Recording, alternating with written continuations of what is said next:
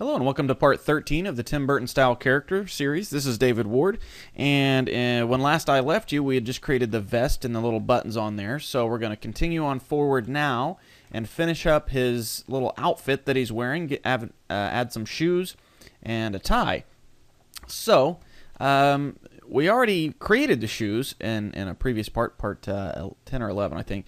But now we're going to go ahead and fix them up to where they look like shoes. So let's go ahead and delete this side. Delete those, and we'll come in here and delete this top part, and oops, that loop there. Faces. Let me go ahead and turn on my screencast keys. There we go. Okay, and of course, I need to center that up in the scene so I can rotate around it. Okay, so now we're going to Alt S to scale it up a little bit bigger along the normals. There we go. And let's go ahead and add a soul to it. So let's grab these bottom ones here and that guy. And let's go ahead and scale them flat. Actually, let's turn off the proportional editing for now. There we go. Bring them down a little bit further. And let's add one more loop up here at the top. And then, tell you what, let's go ahead and smooth that so it's more of a straight line there. Maybe scale it back up a little. And then we're going to add one more loop right there around the bottom and just drag it in there so it's a nice separation. Okay. And let's add one more loop down here around the bottom to get that nice and squared off. Okay, so now he's got a sole on his shoe. Let's go ahead and we'll kind of do like we did on the ends of each other clothing item. Let's go ahead and extrude out right there and scale it down and then bring it in just a little bit just to give a little bit of edge there. And maybe we'll add one more loop right there just to get it nice and squared. There we go. Okay, and what else does a shoe need? Well, unless you're wearing slip-ons, they need some shoelaces. So let's add a Bezier curve right there. And I added it way up here where the 3D cursor is. Let's drag it down here and scale it down. And let's go to our curve settings over here, the object data for the curve. And we're going to change the fill type to full. And then give it some depth here on the bevel. So let's give it about 0.05. Make a nice thick shoelace there. And give it a resolution of 2. Okay, so now we're going to manipulate this guy to look like shoelaces. So let's grab one end of it there, drag it down. And we're not going to get real detailed with this. We're just going to basically put some cross stitching across there and then a bow for the tied shoe. Let's go ahead and get those cross stitchings in there.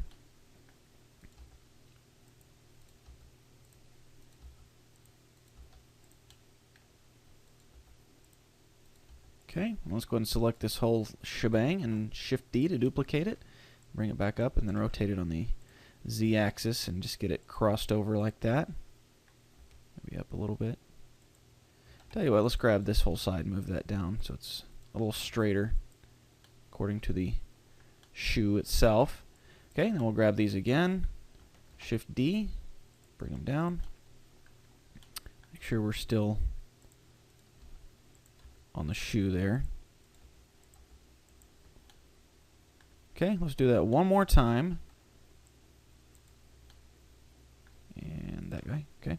Shift D, bring it down, scale it down just a tad, and make sure it's going into the shoe. Okay, so I think that'll work for this laces, the cross stitching. So let's select one of these loops, and then Shift D, and this will be our bow. Let's go ahead and get these 2 points pretty close together, as close as we can, and we'll select them both, and W subdivide, then grab that new point and drag it out, scale it up some. Okay.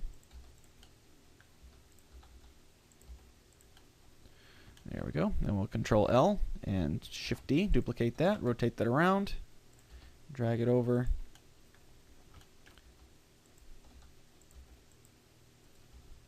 And almost there. Okay, so that looks okay. One more thing I want to do is, while we're tabbed into the edit mode of the Bezier curve, let's go ahead and Shift A, and we're going to add a circle now. And of course it put it way there at the top.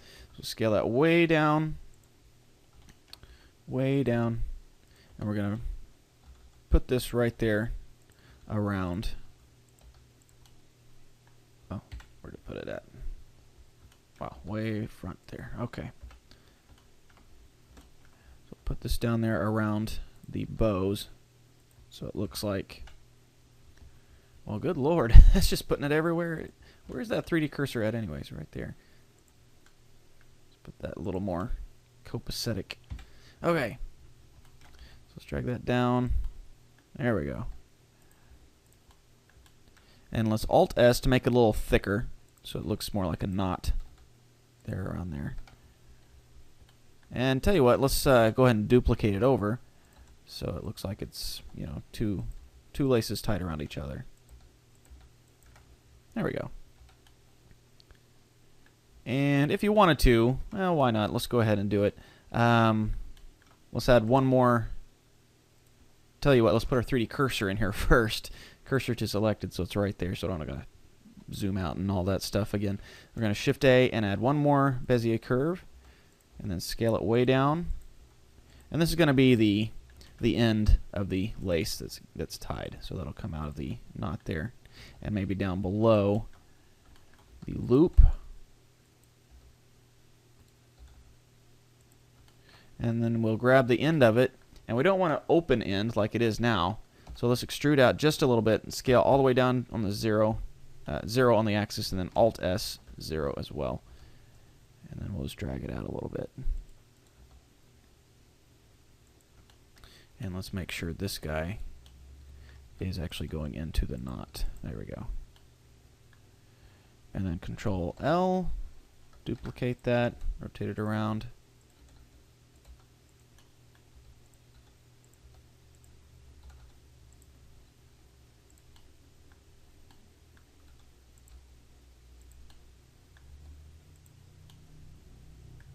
Almost done.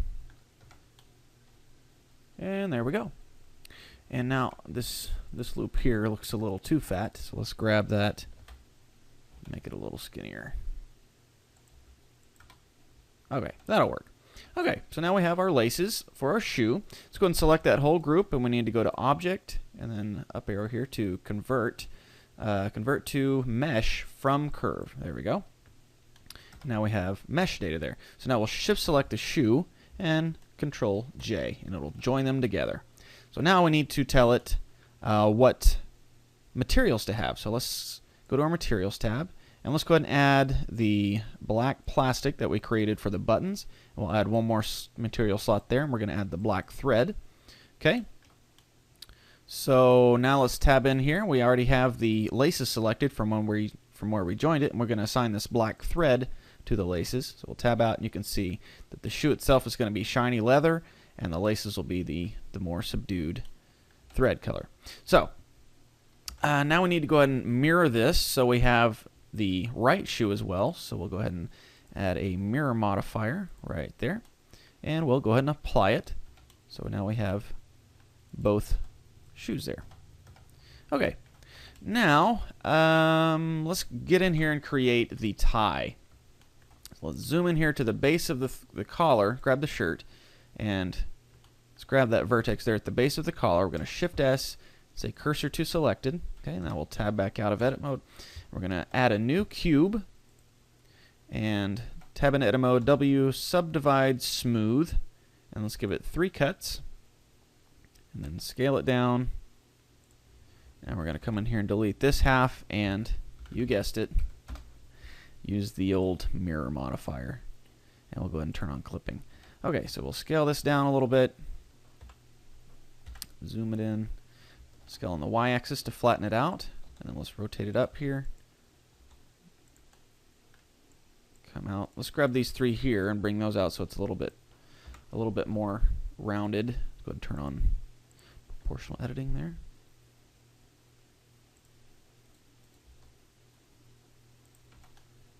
Okay, and let's give it a triangular shape, the old Windsor knot style. Scale that on the x-axis, drag it in a little bit. Okay. And then we need to add, let's jump in here. Let's grab these bottom faces right here. And that one. And let's go ahead and turn off the proportional editing for now. Disable that. And actually we're going to E. Let me undo a couple times. There we go. E to extrude it, and then we're going to scale it down. And let's go to our side view, and let's drag it up into the knot a little bit. And then we'll extrude out again. And let's drag this one. Let's go to our wireframe view so we can see where the vest starts, the top button there. So about right there. Okay. And now let's add a loop. Control R there. Scale that up a little bit. And then drag it forward so it's kind of puffing out. Add one more loop up here. Same thing. Drag it forward. Scale it up just a little. Then you can see it's starting to look like a tie there. So now let's see what it looks like with the subdivision surface modifier on it. Okay. And we'll go ahead and set the shading to smooth. And tell you what, that's a little too sharp there. So let's add one loop right in there. There we go. And let's select that original loop. And we're going to W smooth a couple of times. There we go. A little better. Okay. And we'll tab back in here. Go to vertex select mode. And let's select these guys here and bring them up. Let's go and turn our proportional editing again. Bring those up so it's a little bit more of a rounded curve there. About like so. Okay, so let's see. Let's grab these guys and kind of puff this out a little bit. Actually, tell you what, let's just grab this whole tie area and smooth that. And then we can scale it up. Scale it on the x-axis. And this guy too. Okay, now let's poof it out a little bit. Scale these guys, the y-axis. And then we need to bring this in so it's going down behind the vest.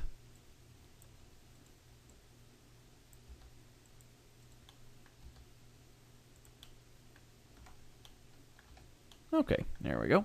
Now I'd like to add a little bit of shape to the tie here. So let's grab these ones here in the middle and drag those in. Let's tell you what, let's turn off our proportional editing for now. Let's drag those in, then grab this guy and that guy and drag those up so where it looks like there's a wrinkle there in the middle from where it was being tied.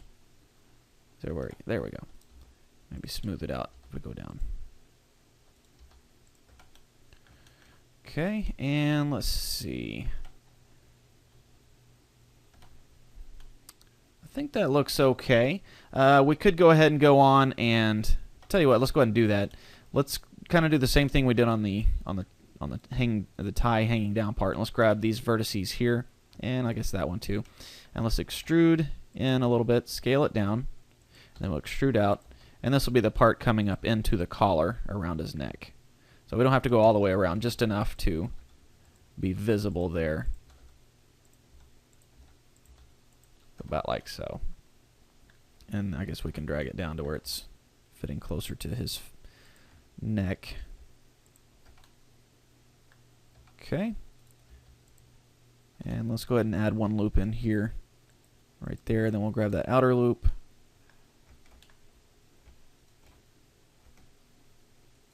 There we go. And go ahead and do a smooth on that as well. Okay. So now we have a tie. So let's go ahead and save this. Okay. And let's give the tie let's give it a tell you what let's do. Let's make it a kind of a fancy tie. Let's go ahead and give it some UV coordinates. Let's select that around there, Control E, mark a seam, and then we'll go up the back side.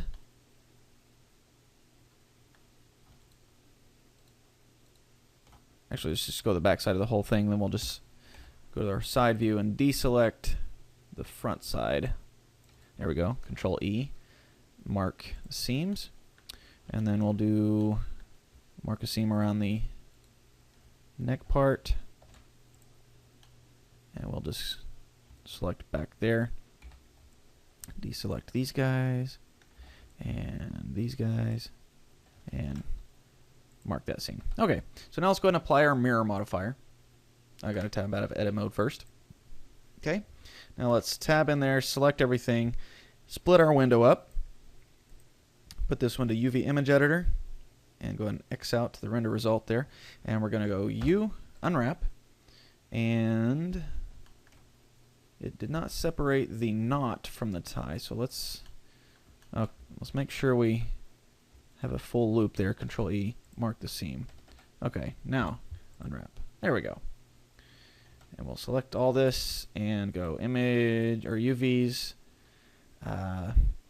average the scale, and then the pack islands, and then minimize stretch so we can get more of a straight line on there, hopefully. Okay, so that'll work. Now let's create a new image, and 1024 by 1024 should be fine. Let's give it like a dark gray color. Not quite black, but about right there. And we'll say OK. And we'll tab on here and go ahead and load that new image in there. We'll call this one tie texture. Okay. And now we're going to open up our image painting over here. Okay. And let's collapse the grease pencil and the UV vertex and the image and the game properties until we just have our display here. And we're going to paint on some stripes. So let's give it a gray stripe. Okay.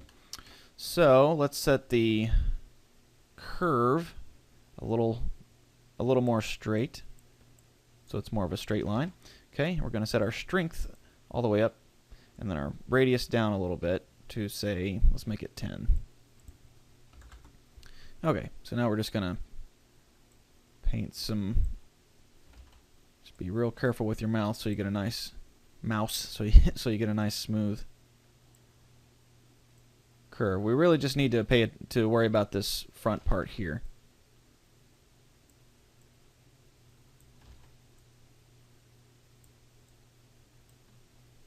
Maybe a little guy right there. Okay, and then on this will be the knot. So let's go ahead and just put a swipe there, a swipe there, and a little bit of one there. So let's see what it looks like over here in our texture. Okay, it's not too bad. It's these are kind of going the opposite that I would have thought. Let's see what it looks like when I do that. Nothing.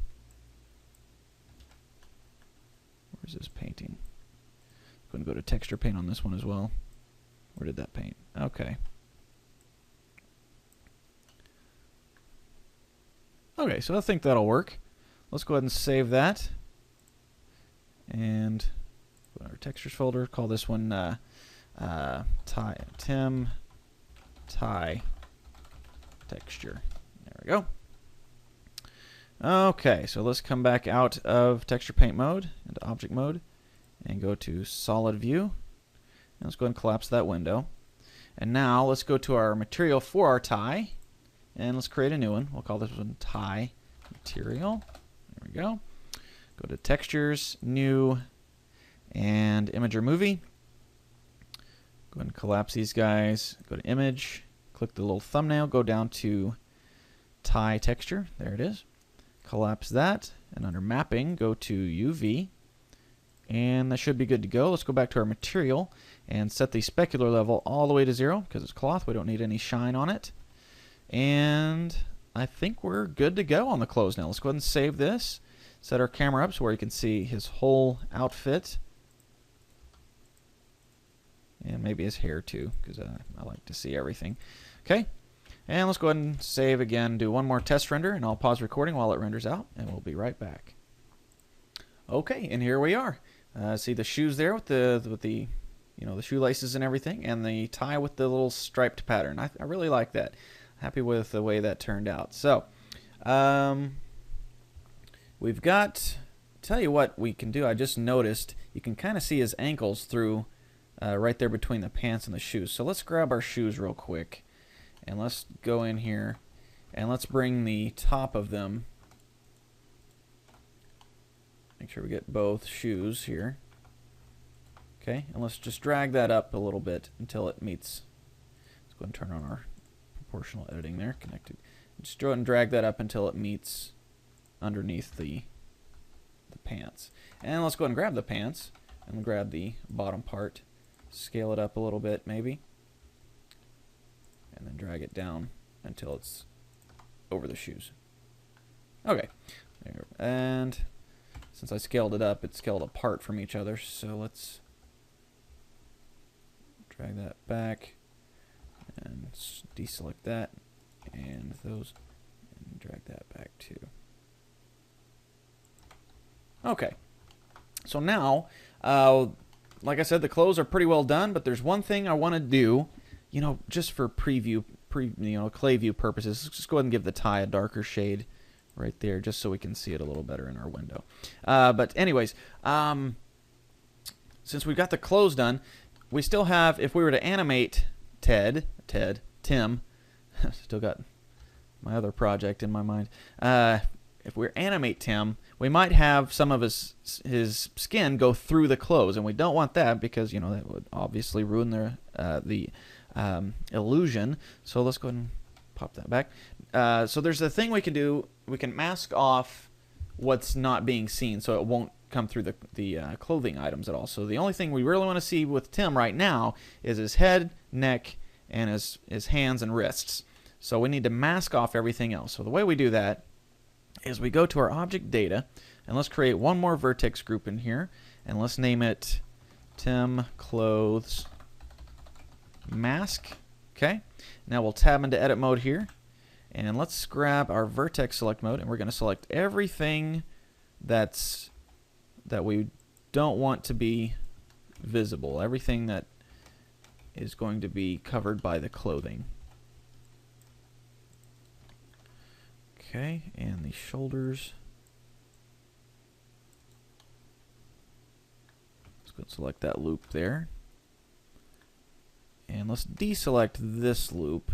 So I'm holding down Alt and then click it again. Okay, now we're going to go ahead and assign those vertices to that. And I'll tab out, and I'll tell you what, I'll go ahead and hide our clothing items for now. Just select them and hit H, and it'll go ahead and hide those. Didn't delete them, it just hid them. And go ahead and hide the shoes. Okay, and now let's go to our modifiers, and we're going to add a mask modifier. Let's pop that up to the top of the stack. Okay, now the vertex group we're going to use is going to be Tim Clothes Mask, the one we just made.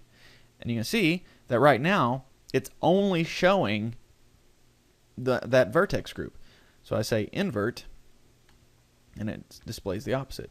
And I can see now that we have we had these guys here selected. So let's go to our vertex group and go ahead and remove those from that group. Tab back out, and there we go. So now the model is still there, but it's masked off. So if you wanted to, you know, say you got a character and you got a bunch of different outfits for him. Say one of them's swimwear. He's only just wearing a pair of swimming trunks. So you still want to see his chest and everything. Well, you could go ahead and make another mask and call this one Tim Clothes Swimming Suit or something to that effect. And then tab in here and say you want everything visible except for, say, these vertices here. Maybe you want this one probably. Oops. Probably want that one too, and maybe that one. But these guys, you want them masked off so they don't come through the swimming trunk. So go ahead and assign that. And you can add more than one mask. So just add that one. Pop that one up there. I like to put the masks above everything. And this one would be Tim Clothing Suit. And let's go ahead and turn this mask off. And then obviously invert. And there you go. So you can have multiple masks. And if we were to pop this one down below that, they can sometimes be used in conjunction with each other. So say he was wearing a hat with his swimming trunks. Let's just add the top of his head there, which, you know, the head's not really going to be animated at all, but this is just an example, so we'll go ahead and assign that too. And go to our masks and go ahead and turn. See, now the swimsuit mask that's masking off his head is also being, you know, working in conjunction with the clothing one. So just a little tip on the mask modifier there. So let's go ahead and get rid of the swimsuit one. Don't need that. Go ahead and get rid of the vertex group as well. Okay, so now we'll unhide all the clothing items, and you can see that now if he were to move, it would go, you know, it'd be fine. The only thing bending right here, like with the shirt, the only thing bending in there is the elbow, so we don't have to worry about making sure that the actual arm inside the shirt is bending properly too. So just save you a little bit of frustration. And that being said, let's go ahead and add, well, the shirt still has the vertex groups from Tim himself. So anyways, let's go ahead and add a mask around the shirt as well, so that it doesn't come through the vest.